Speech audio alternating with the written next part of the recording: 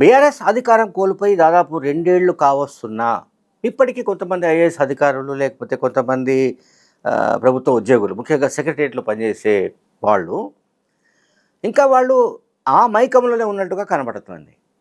అంటే కేసీఆర్ మైకంలోనే ఉన్నట్టు కనబడుతోంది. లేదా కేటీఆర్ మైకంలో ఉన్నట్టుగా కనబడుతోంది. వాళ్ళ ప్రభావం చాలా ఉన్నట్టుగా కనిపిస్తుంది వీళ్ళపైన. ఎందుకు ఈ మాట చెప్తున్నానంటే, ముఖ్యమంత్రి రేవంత్ రెడ్డి ఎన్ని జాగ్రత్తలు తీసుకున్నా, ఎన్ని విధాలుగా అలర్ట్‌గా ఉన్నా, అప్రమత్తంగా ఉన్నా, ఖచ్చితంగా సెక్రటరియట్‌కి సంబంధించిన వ్యవహారాలు లీక్ అవుతున్నాయి. అంటే కోవర్ట్ ఆపరేషన్ ఏదో నడుస్తుంది. ఈ కోవర్ట్ ఆపరేషన్ అది ఒక సింగిల్ విండో లాగా ఏమీ నడవట్లేదు. అంటే ఒక దగ్గర నుంచి నడవట్లేదు. ఇందులో ఎవరెవరు ఏ రకమైన పనులు చేస్తున్నారు, ఏ రకమైన వివరాలు సేకరిస్తున్నారు, ఏ రకమైన సమాచారాన్ని సేకరిస్తున్నారు, ఆ సమాచారాన్ని ఎవరికి పంపిస్తున్నారు అనేది ఇంకొక పెద్ద సబ్జెక్ట్ అది. సో సెక్రటరియట్లో ఉండే మంత్రుల పేషీల్లో ప్రైవేట్ సెక్రటరీలు కావచ్చు, ఓఎస్డీలు కావచ్చు, లేదా పిఆర్ఓలు కావచ్చు, ఎక్కడి నుంచైనా సరే సమాచారం మాత్రం లీక్ అవుతుంది. ఇది కన్ఫర్మ్డ్.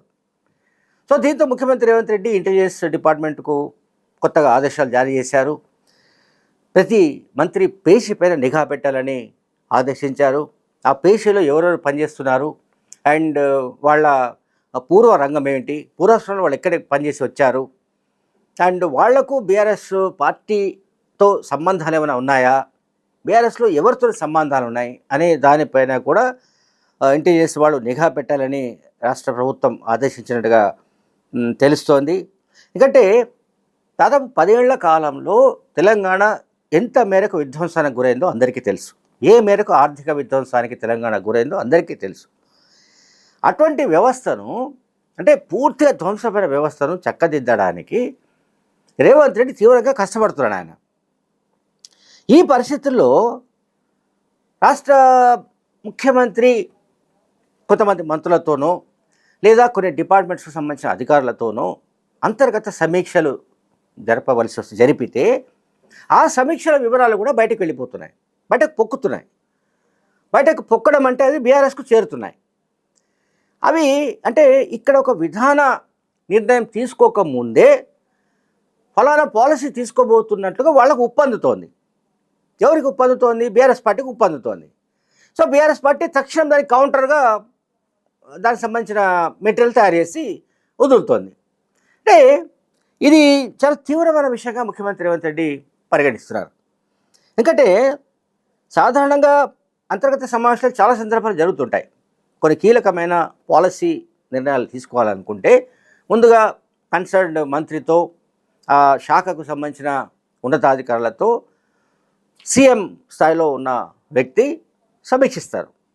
ఎటువంటి పాలసీ మనం అడాప్ట్ చేస్తే బాగుంటుంది, ఏ రకంగా దానికి బడ్జెటరీ ప్రొవిజన్ ఉండాలి అండ్ ఎట్లా ఇంప్లిమెంట్ చేయాలి, వీటికి సంబంధించి కొంత ఎక్సర్సైజ్ జరుగుతుంది. ఇదంతా ఇంటర్నల్ రివ్యూలో జరుగుతుంది. బట్ ఇంటర్నల్ రివ్యూస్ జరుగుతున్నప్పుడు అవి బయటకు ఎట్లా వస్తాయి? ఇది చాలా కీలకమైన ప్రశ్న. ఎందుకంటే అందులో పార్టిసిపేట్ చేసేవాళ్ళు సహజంగా ఐఏఎస్లో ఉంటారు, లేదా ఉన్నతాధికారులు అనండి, ఎవరో ఒకళ్ళు ఉంటారు కొంతమంది. సో వాళ్ళ నుంచే లీక్ అవుతుందేమో అనే అనుమానాలు ముఖ్యమంత్రికి వస్తున్నాయి. అండ్ అట్లాగే సెక్రటరియట్ కార్యకలాపాలు చూసే, అంటే సెక్రటరియట్ వ్యవహారాలను కవర్ చేసే, వార్తలు కవర్ చేసే విలేకరులు ఎవరైతే ఉన్నారో, మీడియాకు సంబంధించిన ప్రతినిధులు ఎవరైతే ఉన్నారో వాళ్ళలో చాలామంది కోవట్లు ఉన్నారు. ఇది కన్ఫర్మ్డ్. వాళ్ళలో చాలామంది కేటీఆర్ మనుషులు ఉన్నారు. ఇది రేవంత్ రెడ్డి కూడా తెలుసు, ఇది మంత్రులందరికీ కూడా తెలుసు. సరే, ఈ మీడియా ప్రతినిధులకు ఐఏఎస్ల ద్వారా సమాచారం అందితే ఈ మీడియా ప్రతినిధుల ద్వారా బీఆర్ఎస్కు సమాచారం అందుతోందా అనే యాంగిల్లో ఇప్పుడు చర్చ జరుగుతోంది. దాని మీద సీఎం రేవంత్ రెడ్డి ఆరాధిస్తున్నారు. ఎక్కడి నుంచి ఎట్లా వెళ్తుంది, ఏదైనా ఒక ఇన్ఫర్మేషన్ బయటకు వెళితే వయా ఎట్లా వెళ్తుంది. అందుకే నేను చెప్పింది, కేటీఆర్ ప్రాయోజిత మీడియా ప్రతినిధులు ఎవరైతే ఉన్నారో వాళ్ళు సెక్రటరియట్లోనే కాలం గడుపుతున్నారు, సెక్రటరియట్ చుట్టే తిరుగుతున్నారు. వాళ్ళు డే అండ్ నైట్ పాపం వాళ్ళు నిద్రాహారాలు మాని ఏ చిన్న క్లూ దొరుకుతుందా, దాన్ని తక్షణం కేటీఆర్కి ఎట్లా అందజేయాలి, లేదా హరీష్ రావుకి ఎట్లా అందజేయాలి, దాన్ని వెంటనే వాళ్ళు అటాక్ ఎట్లా చేయాలి వీళ్ళపైన, ఎవరిపైన, కాంగ్రెస్ పైన, కాంగ్రెస్ ప్రభుత్వం పైన, ఈ రకమైన వ్యవహారం జరుగుతున్నట్టుగా తెలుస్తోంది. ఇదంతా ఎట్లా బయటపడిందంటే 3 రోజుల క్రితం ముఖ్యమంత్రి రేవంత్ రెడ్డి, అట్లాగే medical health minister Damodara Rajanarasimha, మరి కొంతమంది ఉన్నతాధికారులతో ఒక రివ్యూ చేశారు సీఎం. ఆ రివ్యూలో నేను ఇంతకు చెప్పినట్టుగా బడ్జెటరీ ఇష్యూస్ అండ్ ఒక పాలసీ తీసుకోవాలనుకున్నప్పుడు దాని విధి విధానాలు, దాని అమలు తీరు, వీటిపైన ఒక కంక్లూజన్కి వచ్చింది ఆ మీటింగ్లో.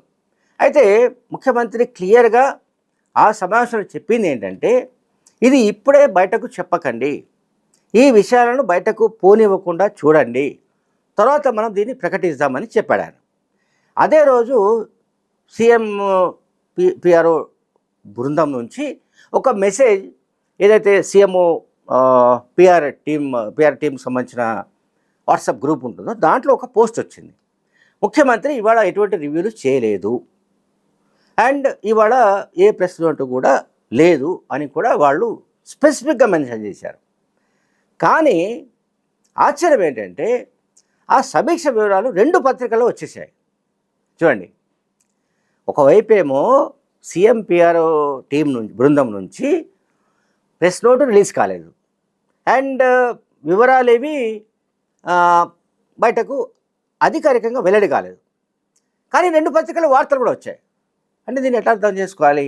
ఎవరు లీక్ చేసినట్టు? ఖచ్చితంగా ఆ సమావేశంలో పాల్గొన్న వాళ్ళు ఎవరో దీన్ని అత్యుత్సాహంతో లీక్ చేస్తుంటారు, లేదా మరొక ప్రయోజనంతో లీక్ చేసి ఉండొచ్చు. దానివల్ల ఉపయోగం ఏమిటి, లాభ నష్టాలు ఏంటనేది పక్కన పెడదాం, ఏదో అత్యుత్సాహంతో చెప్పి ఉండొచ్చు. ఇది ముఖ్యమంత్రి దృష్టికి వచ్చింది. తక్షణం ఆ కన్సర్న్డ్ ఆ సమయంలో ఆ సమీక్ష సందర్భంగా ఉన్న అధికారులను ఆయన వార్నింగ్ ఇచ్చారు. ఈ పర్టికులర్ ఇష్యూ వరకు నేను క్షమిస్తున్నాను, ఫర్దర్గా ఏదైనా కనుక లీక్ అయినట్టు తెలిస్తే ఊరుకునేది లేదు, నేను చండశాసనున్నా అని చెప్పాడు ఆయన. వాళ్ళందరికీ వార్నింగ్ ఇచ్చాడు. సరే, ఎన్ని రకాలుగా వార్నింగ్ ఇచ్చినా ఇవి ఆగే అవకాశం లేదు. ఎందుకంటే నేను చెప్తున్నాను, ఇక్కడ రకరకాల ముసుగులో ఉన్నారు. ఇప్పుడు బీఆర్ఎస్ హయాంలో లబ్ధి పొందిన వాళ్ళు ఐఏఎస్లలో ఉన్నారు, అధికారుల్లో ఉన్నారు, అండ్ కింది స్థాయి సిబ్బందిలో ఉన్నారు, మీడియాలో ఉన్నారు. సో వీళ్ళంతా ఏంటంటే రేవంత్ రెడ్డిని డ్యామేజ్ చేయాలి, రేవంత్ రెడ్డి ప్రభుత్వాన్ని అప్రతిష్ట పాలు చేయాలంటే ఏం చేయాలి? ఏదో ఒక ఇన్ఫర్మేషన్ గ్యాదర్ చేయాలి, ఆ ఇన్ఫర్మేషన్ బయటకు పంపించాలి, బీఆర్ఎస్ శిబిరానికి పంపించాలి. బీఆర్ఎస్ శిబిరంలో ఎవరైతే యాక్టివ్గా ఉన్నారో, కేటీఆర్ ఆర్ హరీష్ రావు, దాన్ని టేకప్ చేసి దాన్ని వాళ్ళు మీడియా ముందుకు వచ్చి ప్రభుత్వం ఇట్లా చేయాలనుకుంటుందానో, ప్రభుత్వం ఈ రకంగా ఒక పాలసీని తయారు చేయాలని నిర్ణయాలు తీసుకుంటుందానో వాళ్ళు అటాక్ చేయడానికి ప్రయత్నిస్తున్నారు. సో ఇది మళ్ళీ రిపీట్ కావద్దని ఆల్రెడీ ముఖ్యమంత్రి రేవంత్ రెడ్డి ఆదేశించారు. అట్లాగే మంత్రుల దగ్గర పనిచేస్తున్న పిఆర్ఓల పైన కూడా ప్రధానంగా దృష్టి కేంద్రీకరించాలని ముఖ్యమంత్రి రేవంత్ రెడ్డి ఆదేశించినట్టు తెలుస్తుంది. మంత్రులందరికీ కూడా ఈ సూచన చేసినట్టుగా తెలుస్తుంది. ఎందుకంటే ఇప్పుడు ఎవరైతే కాంగ్రెస్లో మంత్రులుగా పనిచేస్తున్న వాళ్ళు ఉన్నారో, ఈ మంత్రులందరి దగ్గర పనిచేస్తున్న పిఆర్ఓలందరూ కూడా గతంలో బీఆర్ఎస్ హయాంలోని మంత్రుల దగ్గర పనిచేసిన వాళ్ళే. ఈ సంగతి కూడా ముఖ్యమంత్రి రేవంత్ రెడ్డికి మరి ఆలస్యంగా తెలిసిందా, ముందు నుంచే తెలిసినా పోనీలే అని విడిచిపెట్టారా మనకు తెలియదు. కానీ వాళ్లకు బీఆర్ఎస్ పట్లనే అభిమానం ఉంది ఇప్పటికీ. ఇప్పుడు కాంగ్రెస్ ప్రభుత్వం వచ్చింది, సరే ఉపాధి కోసం, ఉద్యోగం కోసం మంత్రుల దగ్గర, అంటే కాంగ్రెస్ మంత్రుల దగ్గర చేరడంలో మనమేమీ తప్పు పట్టాల్సిందేం లేదు. కానీ వాళ్ళకు బీఆర్ఎస్ పట్ల ఉన్న అభిమానం తొలగిపోవడం లేదు, వాళ్ళకు కేసీఆర్ పట్ల ఉన్న ప్రేమ తొలగిపోవట్లేదు, వాళ్లకు కేటీఆర్ పట్ల ఉన్న మమకారం తొలగిపోవట్లేదు.